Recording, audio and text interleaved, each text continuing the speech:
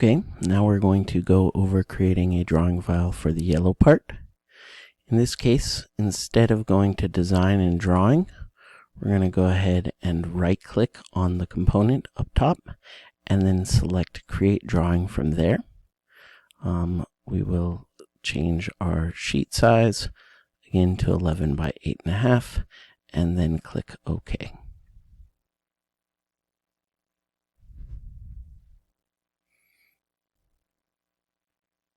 In this case, it defaulted to 1 to 2. We actually want to change that to be 1 to 1.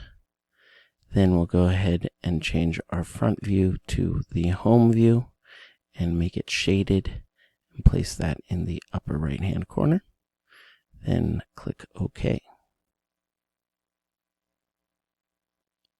Now we'll go ahead and click Base View. Change our size to 1 to 1 again. Then place the front view here and click OK. Now we will do the projected views from the front view, one above and one to the right. And then hit enter.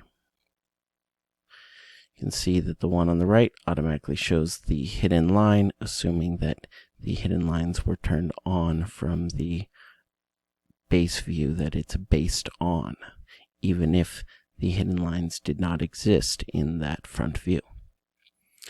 So now that that is all posted, I'll go ahead and hit D for dimension. Here we're going to add a 75 there, to a 75 there, because they each have the best view of that particular feature. Off of the bottom, go ahead and do the overall length. So now we have 3 widths. We will do our height here, overall height here, then a depth on this, and an overall depth there. And now we are fully dimensioned. So go ahead and we're going to do a save. Calls it yellow part. That's good. And we click save. And that's it for that drawing.